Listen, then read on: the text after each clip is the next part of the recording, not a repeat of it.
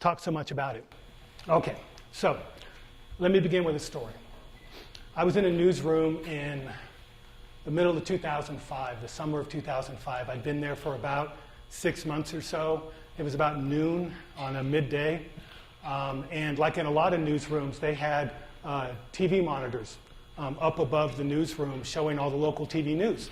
And at noon, the noon broadcast included a story about a mugger who was going into homes in an affluent neighborhood in this city and stealing women's purses, of all things. He would go through the sliding glass door in the back of their house, snatch their purse from the kitchen table, and then escape on the railroad tracks that abut the back of their yard. There are lots of railroads in this town. And so they were reporting for the first time on this story. And then that night they reported it again at 5:30, at 6:30, at 10:30. TV was all over this story. A few days later, the burglar struck again. And then a few days after that, the burglar struck again, and then again, and then again. And each time, TV ramped up its coverage, as only local TV can do, right? It was wall-to-wall coverage of this mugger. And each time, the newspaper ignored the story. Right? Didn't publish a story about this mugger in an affluent community. Why? Because the editor understood something important. He couldn't beat TV news on breaking news. By the time he got a story in the newspaper the next morning, it had been broadcast maybe as many as 5 different times on TV news. He knew the newspaper was not going to win, was not going to be successful doing this kind of breaking news coverage. And so his mandate when he came into the newsroom was no more daily stories. Right? We're not going to do the murder of the day stories. Right? We're not going to do the city council story. Right? We're not going to do the transportation beat story. No more daily stories. So the number of purse snatchings went over a dozen. And by this time, TV News had assigned him a name. He was now the Hillwood Mugger. Right? And it was the talk of the town by this time. And the newspaper still wasn't reporting on the story. And then a group of women in the newsroom, a group of female reporters, decided to take things into their own hands. They had begun talking at lunch, and they were wondering, like everyone else in the newsroom was wondering, why are we not reporting this story? This is just crazy. And they decided in talking among themselves that it must be because the men who were running the cops and courts beat, the editors and reporters on the beat that would cover this story, they just didn't understand the importance of purses to women. That's what they concluded, that it was just rank gender bias is what it was, because everyone knew this was a story. It had to be gender bias, because otherwise we would be covering this story. And so they actually went to the managing editor, right, to complain. And so I followed them along. You have to think of me tagging behind this group of women. As I follow along, they knock on the door of the managing editor's office, go in, and of course he spent all his days trying to save the newspaper, and so he didn't even know that there was a Hillwood mugger, right? Because the newspaper wasn't reporting the story, he didn't watch TV news, he was trying to save the newspaper, and so it was news to him that there was this mugger, but then they explained it, and he said, oh, well, we're not doing daily crime stories anymore. And he patiently tried to explain to them why we're not doing that anymore. We can't compete with local TV news on those stories. We're going to do broader and deeper news. That's the newspaper's franchise. That's its value added. That's what it can do that no one else can do in the community. Well, the women weren't satisfied with that answer, and they continued to be confused, continued to be frustrated. I passed by one reporter one day, and he asked me why we weren't reporting on the story, because he thought I had some special access to the editor. I said, I don't know what's going on. I'm just following along. And he said, and here's a quote in my journal. You have to excuse my French. Journalists tend to cuss a lot. So there's a lot of bad words in my journal. Why in the hell are we not covering this story? He said.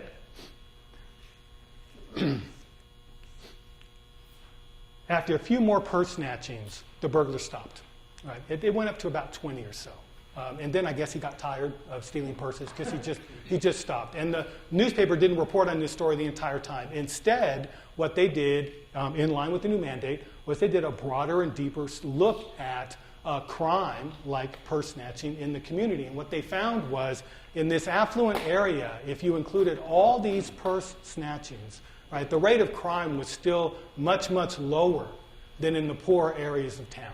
Right? So this wasn't, it might have been a big deal to reporters and their friends who lived in this nice area of town, but it wasn't that big a deal to poor folks who were experiencing this kind of crime on a daily basis. And the reporters, they appreciated that story. I mean, it was a very nice, broader and deeper look. I think it appeared in a Sunday newspaper on the prevalence of crime in the community. But they were still frustrated and still confused. If this isn't a news story, another reporter told me, I don't know what is. Right? We should be owning this story. Now, I tell this particular story to illustrate the frustration and confusion that is being felt in many newsrooms today. People in newsrooms feel like they've lost touch with basic things, right? With knowing, for example, what is and isn't a story. They often feel at sea in their own newsrooms. They're often asked to do things that make no sense to them and told not to do things that make all the sense in the world. I also tell it because it reflects my own answer to the often asked question, can journalism survive? I don't think so, not in its current form. It's not going to come through the present turmoil unscathed. Many people take this to mean that journalism will simply die. Right? And our former dean, Jerry Sepos, and I had lots of conversations in which he just assumed, I mean, he'd been in the business for 30 years, he thought that most newspapers would essentially die. I don't think they're going to die. I see journalism instead as unraveling. Journalism is a culture, and like any culture, it exists as a more or less integrated web of meanings. This web is being pulled apart. It's coming undone.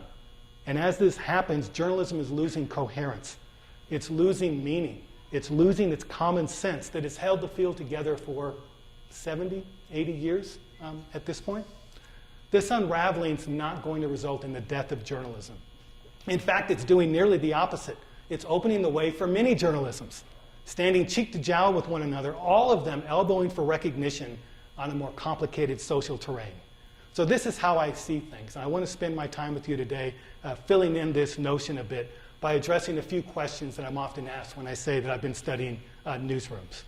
The first is this: what threatens journalism so much that people are talking about its death? And it's not often that we're talking about the death of an entire industry, certainly not one that's listed in the Bill of Rights. We don't often talk in those terms. So what's threatening it so much that we're thinking about its death? Well, this is a two-part answer. Right? The first part is that American public life is fragmenting and has been fragmenting since the 1960s. You can call it what you want: a rights revolution, hyper-individualism, networked individualism. And the last 40 years, we've become a much more individualistic society, and the groups we join tend to be smaller, more ephemeral, more private, more intimate. We're not quite bowling alone, but we also don't bowl with people we don't know very often. The second part of the answer is that the internet has made it easier to act as individuals, to think in individualist terms, to have more control over the people with whom they interact and the ideas and activities they engage in. The internet didn't cause this fragmentation. That's really important. What's threatening journalism is not the internet. Right? What's threatening journalism is a loss of public life, and the internet is amplifying this loss and accelerating it. That's how I see things. Over 30 years ago, journalism scholar James Carey had a deep insight into the news.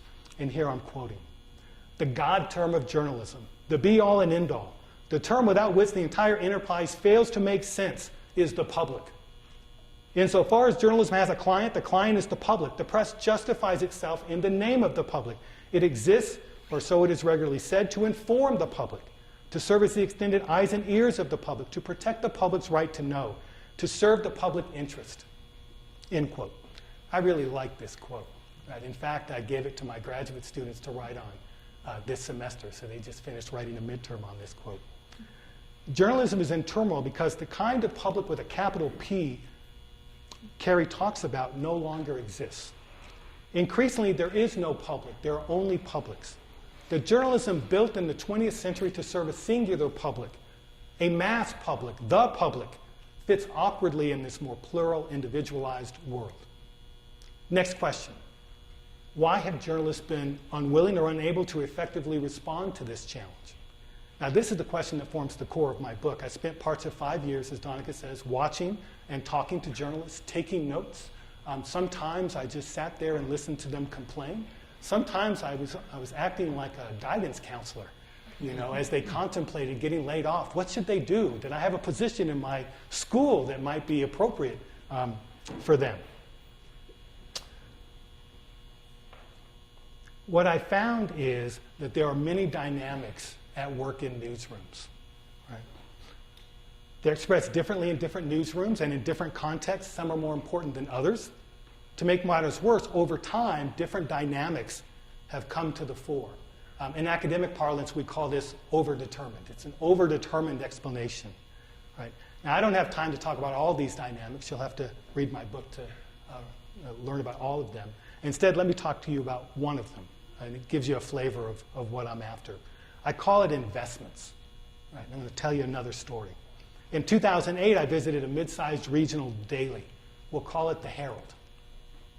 That not so long ago had been named one of the 10 best newspapers in the country. Right? Like most newspapers, it had gone through budget cuts since then. But because the paper was unionized, many of the most experienced reporters were still there in 2008. Union rules said that when people were laid off, last in is first out. Right? And so as they had been cutting, they had been losing their youngest reporters, and those who remained were the most experienced reporters in the newsroom. And so most of them remember the salad days of the 1990s, when the editor spent $50,000 a year just to enter his reporter's work in newspaper competitions. Right? There are many, many George Polk winners in the newsroom. There are a couple of Pulitzer Prize finalists in this newsroom. It's a serious newspaper. These people had spent decades sometimes getting to this newspaper. The new editor had come on board in 2006 with the charge to figure out how to reverse years of declines in circulation and market penetration, and the more recent steep decline in advertising revenue. In fact, about 3 or 4 days after I got there, the publisher had an all-hands meeting of the staff. And so we all go to this big conference room, and the publisher is standing there, and he proceeds to show a series of graphs where the arrows are all pointing downwards. Retail advertising was down 9%. Auto ads were down 15%. Classifieds were down 21%. National ads were down 15%. You can imagine the chill that was in the room as the publisher is laying this out.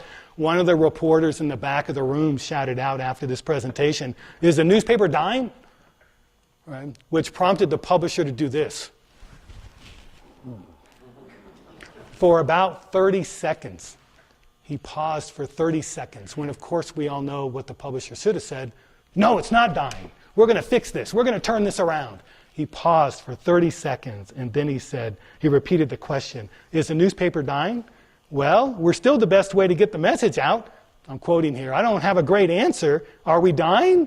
He repeated. "No, I don't think so. But there's no answer. There's no guarantee," which led the editor to fume in his office afterwards, because it was going to take him weeks to undo the damage to morale in the newsroom that the publisher had just done in about 2 minutes. Right? The editor told me that unless something changed soon, his budget would be slashed about $800,000 in a few months. And so there's kind of a ticking clock behind his head. And this would prompt another round of layoffs in about 21 to 25 positions. Right? So that's what he was facing when I got there. He said, "I'm confident that unless we make progress quickly, we will lose 1/3 of our staff in the next few months." I'll call this editor Hank Carlin. And like every editor I've ever known in a newsroom, they all have a plan. Right? They all come in with a plan to save the newsroom. He knew that he couldn't save the newspaper. By 2008, he knew that the newspaper was going to continually get smaller and smaller until it reached what he called its natural state, which would essentially be the size that the local ad market would support. And he was losing classified ads. He knew that. National ads were basically going away. The newspaper was going to recede to the size of the local economy. Given this fact, if he was going to preserve the newsroom at its current size, he had to find a way to replace newspaper revenue with some other kind of revenue. Right? He knew that newspaper revenue was going down. There was nothing he could do about that. In fact, he looked at the data and he said that over the past 20 years, newspaper circulation for this paper had declined 1% every year for 20 years. Right? And nothing the newspaper had done, even in its best, most halcyon days, had reversed this decline. Interestingly, the internet didn't accelerate it. It was just continuing to reduce at 1% every year. And so he thought it was just inexorable. There were dynamics in the community that he couldn't change, and the newspaper was just going to get smaller. So he created a multi-platform strategy to save the newspaper. He was going to invest in broadcasting. He actually set up a radio station in the newsroom and began to broadcast news on radio. He invested heavily in the web. He was very interested in mobile phones and developing an app. The newspaper's website won lots of awards in journalism, and some of their bloggers were considered some of the best bloggers in the country. Right? He was going to invest in all of these products and hope that the revenue that he generated through all these other platforms would be enough to replace the loss in newspaper revenue. Now, doing this would mean a dramatic change in the newsroom, because for decades the newsroom had been dedicated to putting out the newspaper. Right? Carlin understood this, so as he implemented his plan, he reiterated to his staff that while they were undergoing what he called continuous and relentless change, the newsroom's core values would remain the same. He kept insisting that their core values would remain the same. Now, this intuition to reinforce the things that wouldn't change was probably the right one, especially in this newsroom. Remember that many of the reporters in this newsroom had deep investments in their craft.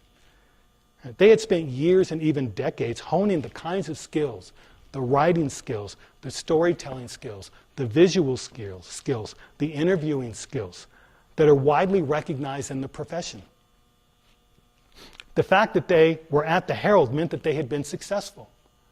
They'd spent a decade, sometimes 2 decades, in a few cases 3 decades, being extraordinarily successful in their craft. They had made it to a large extent. They were at the Herald.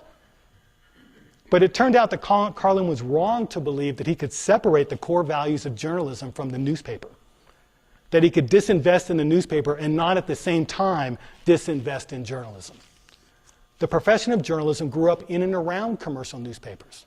The profession of journalism emerged in the early 20th century in commercial newspapers, and its core values and practices are deeply entangled with this medium.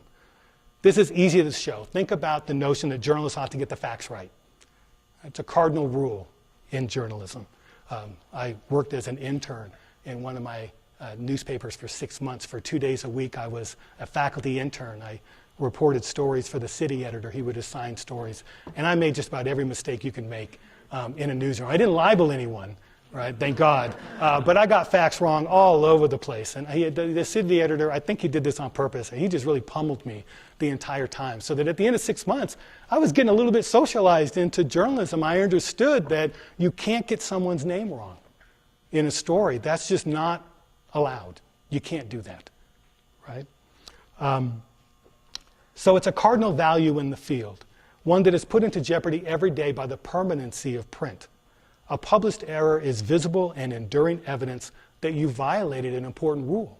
And there are all these processes for correcting mistakes in newsrooms to reproduce that sense. Because this is the case, newspapers had developed complex processes for ensuring the accuracy of their stories. Reporters are required to verify significant facts in their stories.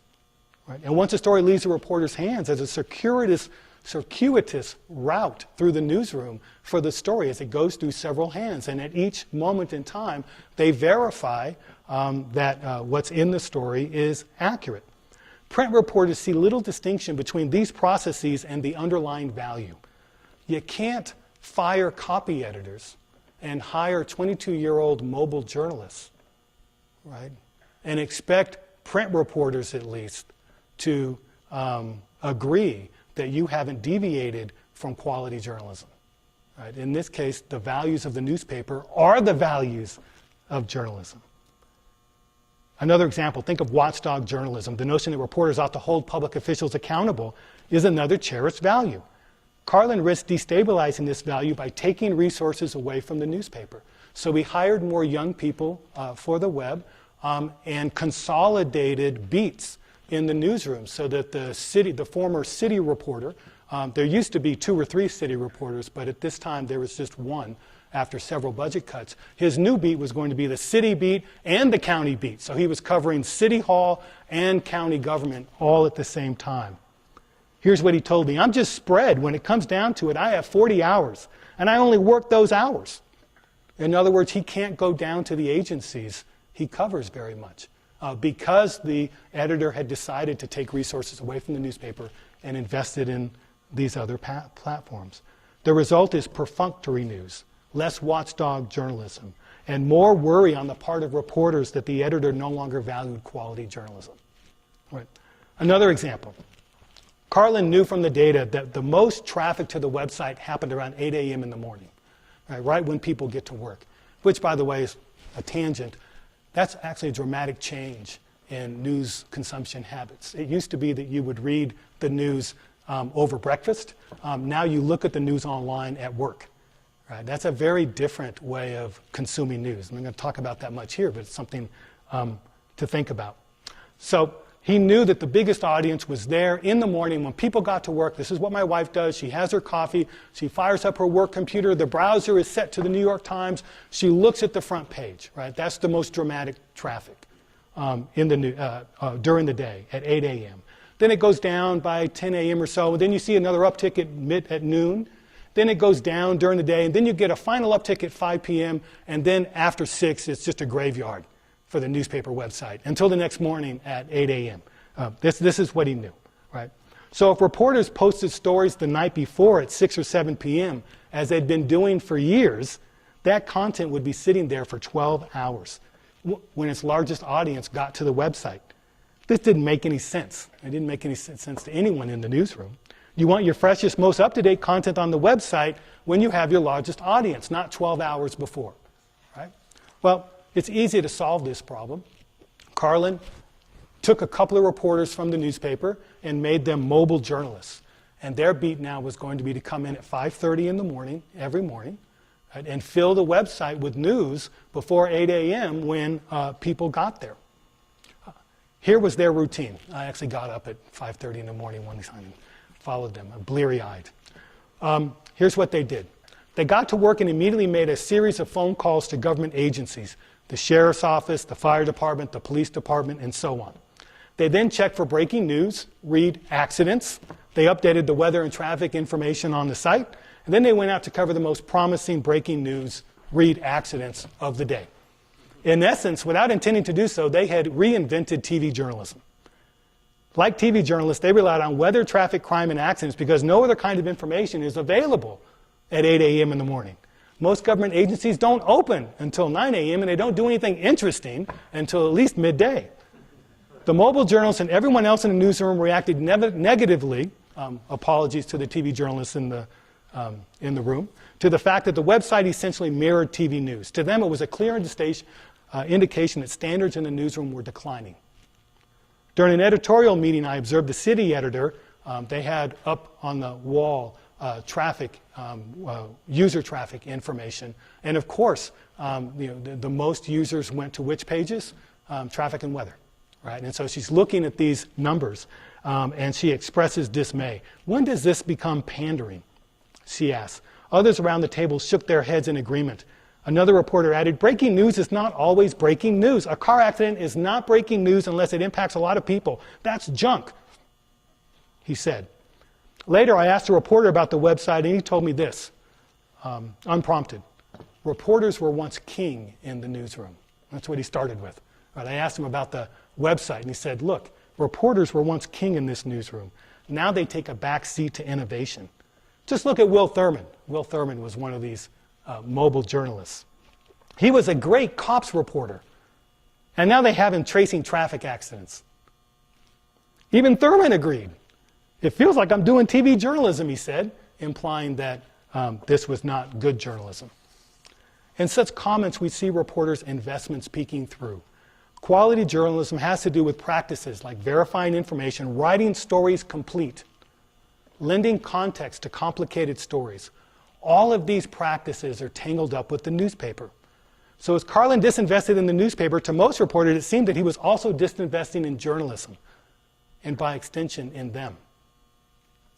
Carlin didn't have a lot of time to think through these issues with them.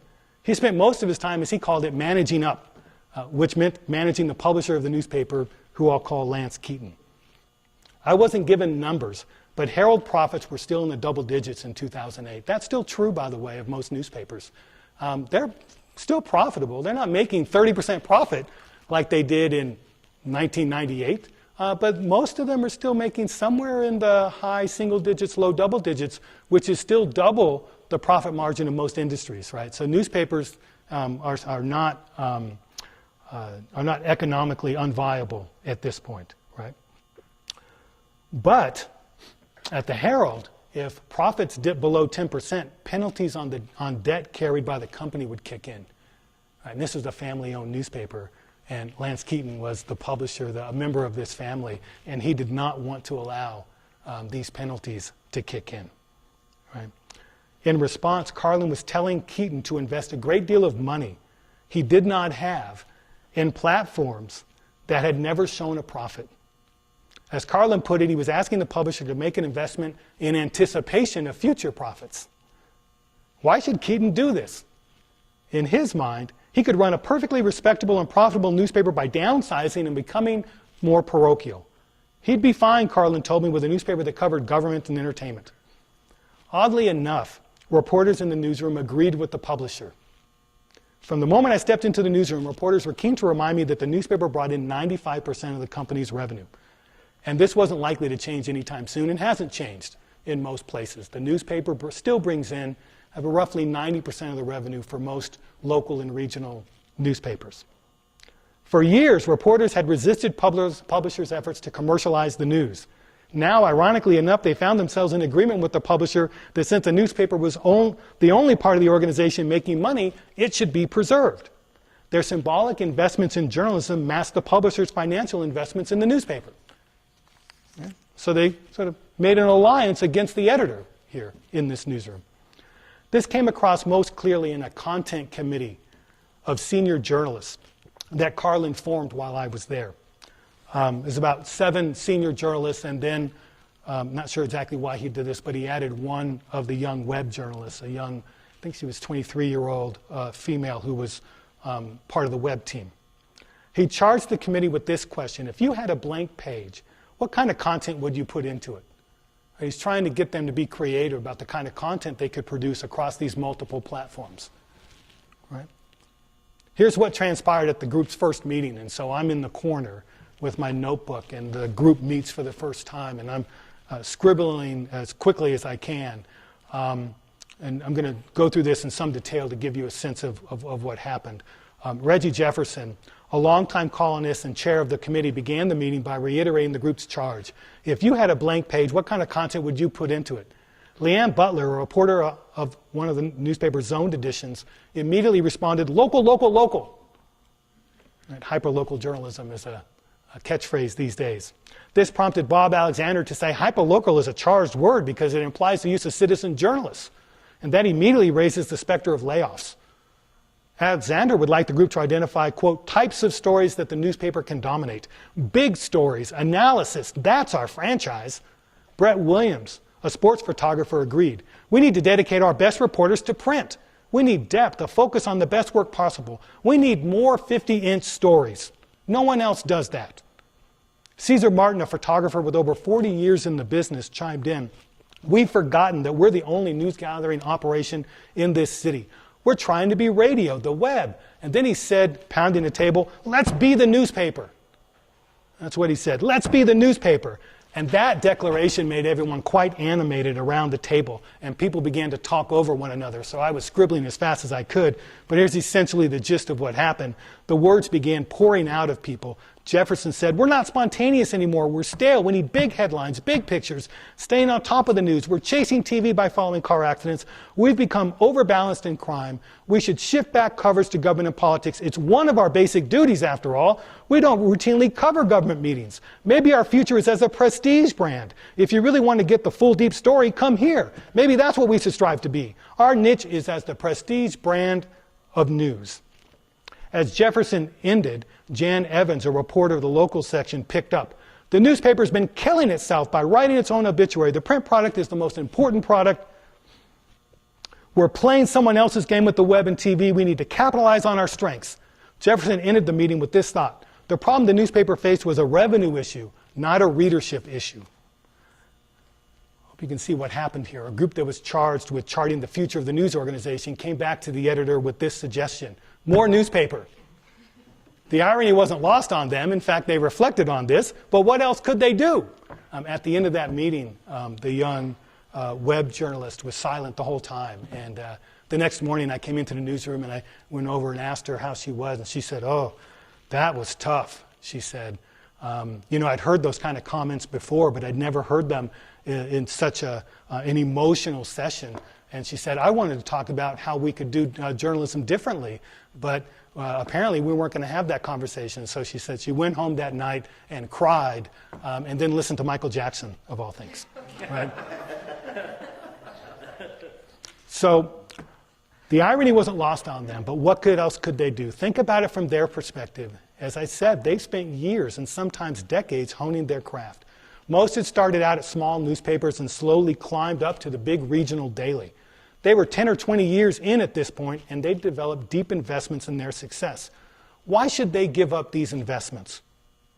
"What am I going to do?" one reporter told me. "Innovate myself out of a job? And for what purpose? To do what they considered shoddy or superficial journalism?" Journalists fail to innovate in part out of a cold calculation. From their perspective, the risk of innovation is simply higher than the reward. This is one dynamic I witnessed in newsrooms. I've seen others. I label this one investments. You'll have to read the book to read about the others. The sum total of them is that it's been very difficult for journalists to respond effectively to the challenges they face. Even today, most journalists and most daily journalists in any event, talk to the same sorts of sources, ask the same kinds of questions, gather the same kinds of information, use the same narrative formulas to transform this information into the same sorts of news as they have for 50 years. You could look at the Reno Gazette-Journal tomorrow. It would be more visual. It would certainly be shorter. But the kinds of news that are in the Reno Gazette-Journal you would see appear in the Reno Gazette-Journal in 1975. Right? So what does the future hold? Let me end with this question. As I said at the beginning, I don't think journalism is dying. It's actually quite rare for a medium to die. We still use pencils, after all, and that's a medium that was invented in the 1500s, right? It's very rare. I think the telegraph is still used in some parts of the world. Moving forward, there will still be journalists, and there'll still probably be newspapers too. But journalism as a professional culture is unraveling and will continue to unravel. By this I mean that the boundaries of journalism are blurring. It's already difficult to tell the inside from the outside of journalism. For one thing, there simply aren't enough journalists left to patrol these boundaries. And after all, the field has lost 40% of its daily working journalists in the last decade. Estimates: many new people and organizations are entering the void left behind. You can find some of the best foreign affairs coverage online at the Council on Foreign Relations website. One of the best sources for news on water comes from circleofwater.org, an activist organization. People who work for these organizations and many others like them are producing news, but are not and don't see themselves as journalists. In local communities and regions, hundreds of news sites are popping up around the diminished regional newspaper. In one study in Seattle, found 260 such sites. In Chicago, 360 different news-producing sites. Donica and I are doing a study in San Francisco, and we found nearly 200 specifically journalism sites. This diversity makes it difficult to tell a journalist apart from any other news producer, or to identify standards of good journalism that are widely shared, and perhaps more importantly, enforceable. I should remind you that this process mirrors what's happening to public life generally. The institutions of public life are fragmenting. We're more likely today to be part of a flash mob than to join the Elks Lodge. As public life goes, so goes the news. Here's another way of thinking about it. For hundreds of years, people as diverse as government bureaucrats, university professors, party hacks, and priests produce news without the need of journalism. We may be returning to this state. In other words, we may come to see the period from the early 1900s to the 1990s as an historical anomaly. A time when journalism inflated into a distinctive social space, when for a brief period professional journalists controlled the production of news. This new diversity won't always be a good thing. Many journalists worry about the gaps in the news system. Here's one. In the entire state of Washington, there is not a reporter covering the state's congressional delegation in Washington, D.C. Here's another. Today, a single daily reporter covers the Department of Agriculture. But to my mind, there's no sense in lamenting what is lost. It would be like worrying about the loss of orality with the invention of the alphabet, as Plato does, or worrying about the demise of ethnic identities with the invention of mass media, as many people did at the turn of the 20th century. The changes taking place in and around journalism are, in some crucial respects, out of journalists' hands. The fate of journalism depends at least as much on what happens in public life as it does on what journalists do. If journalists cannot stop this change, they have to learn to adapt. They must read the new environment clearly. They must figure out which parts of the past are worth preserving and which they can let go. Most importantly, they've got to free themselves to do what is necessary to add value to the communities they serve. I often use the example of Joseph Pulitzer when people ask me about this. I love Joseph Pulitzer.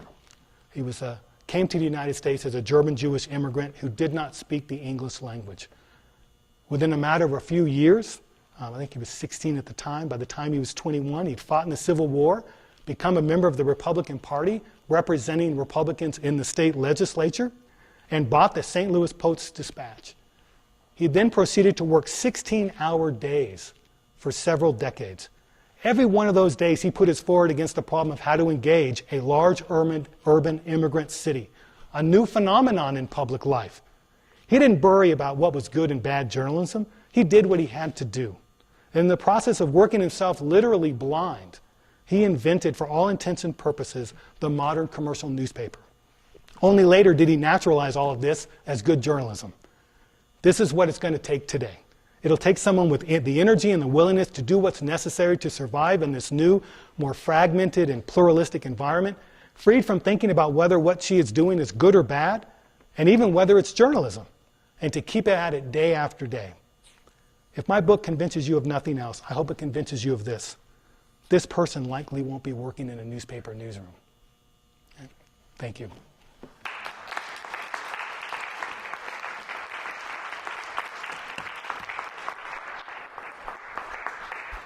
Questions?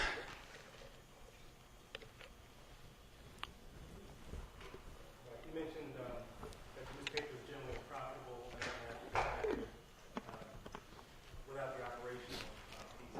If you go to a newspaper company, Yep. what do your recent data show? I'm 30 months behind. What does the data show given the debt and the overall health of the It's a race against time, right? Some of these companies have more debt, and therefore the time is shorter for them, and many of them are going into bankruptcy. Those that were less in debt when this happened, and many of them had either bought other newspapers or invested in a new printing press right before the internet's tsunami really hit. And if they were able to manage their debt, they have a little more time. One way of thinking about it is that they spent decades really building up resources in these newspapers, and right now they're spending this investment down. And each of the companies is spending it at a different rate, but it looks to me like, at least at the local and regional level, I'm not talking about the national prestige press, the New York Times, Wall Street Journal, News Corporation, they're in a different ballgame now. But in the local and regional newspapers, they're just going to get smaller. Right? Some of them will go away. A lot of them will go down to 3 days publishing and then the rest of the time online. But they're going to get smaller and continue to get smaller until they reach that state, I think Hank Carlin's right, of their local ad market, because that's what can support them. Yeah. Yeah. You mentioned water.org and the Council on Foreign Affairs. What Yeah. are some other, I know we talked about some of them in class, but what are some other innovative news sources that you look at? That's an interesting question. I follow a couple of academic economists when I want to know something about economic news. And so Brad DeLong is at UC Berkeley, and he has a very nice blog. When I want foreign affairs coverage, I go to Places like the Council on Foreign Relations.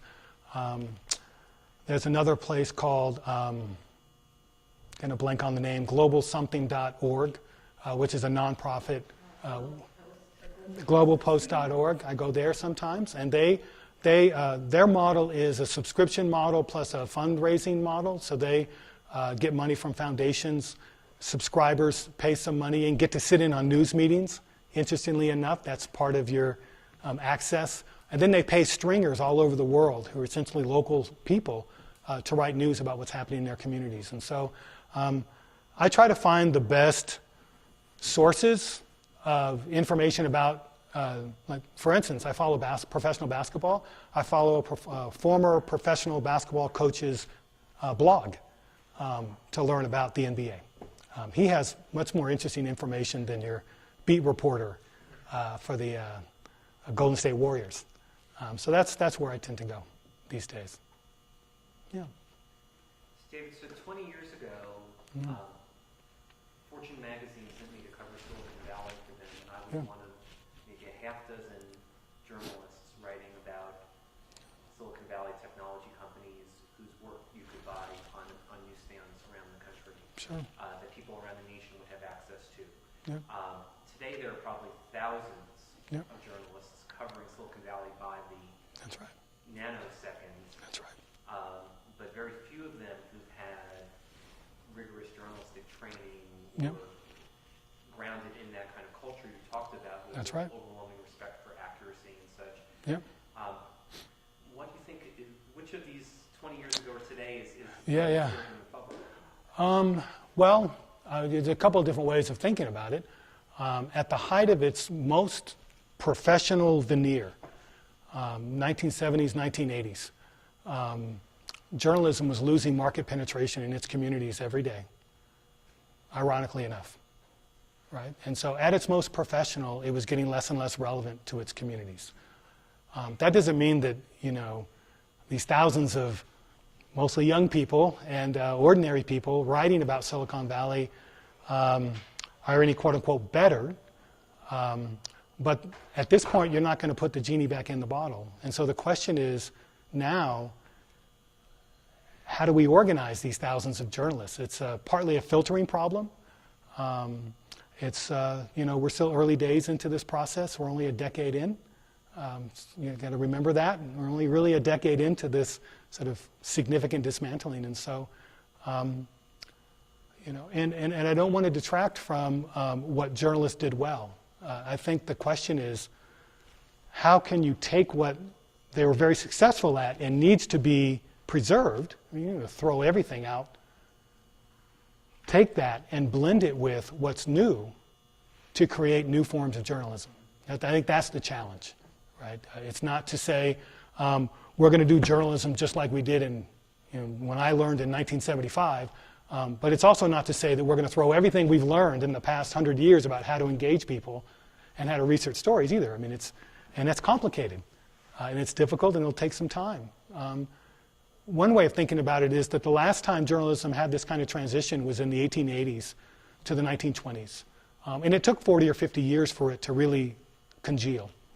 And interestingly enough, if you go back to 1900, many of the same kinds of experiments people are doing today, they were doing then with their own technology, right? So it takes a while. We're 10 years in. I think it'll take another 30 years, really, to figure it out. Yeah. So I was at the Online News Association Yeah. this weekend, and with Mike, and one of the prizes on the final evening went to a young woman who started Homicide Watch in Washington, D.C. And she, for those who don't know, covers every murder in Washington, D.C.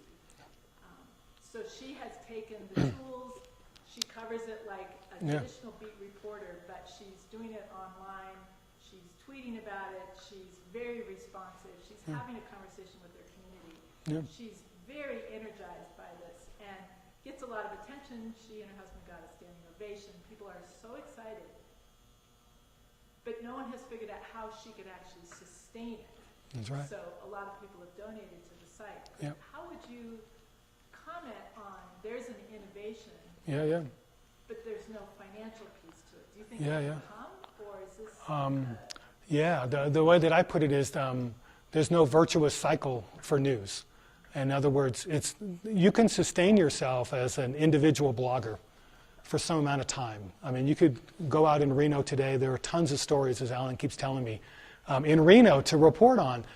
Absolutely, go find those stories. The Reno Gazette's not reporting on them.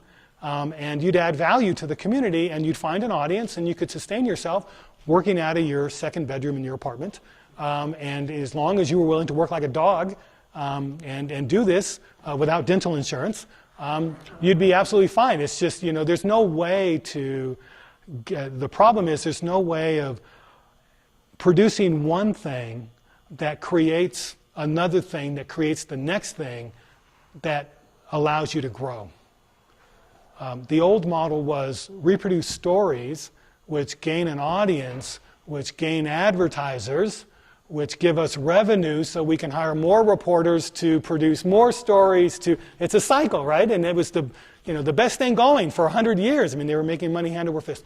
What we need is a cycle now that can become a blueprint for others. Once someone invents it, everyone else will just steal it. And it'll rapidly diffuse through the system. It hasn't been invented yet. My sense is that it's probably going to only support small organizations.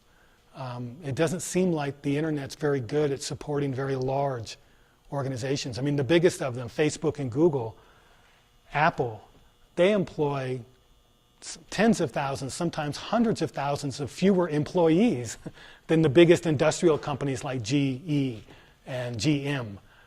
It's just the internet seems to reward smallness and nimbleness, and so there's a problem there to solve. Right? There's all sorts of problems to solve, but that seems to be where the work is going to happen.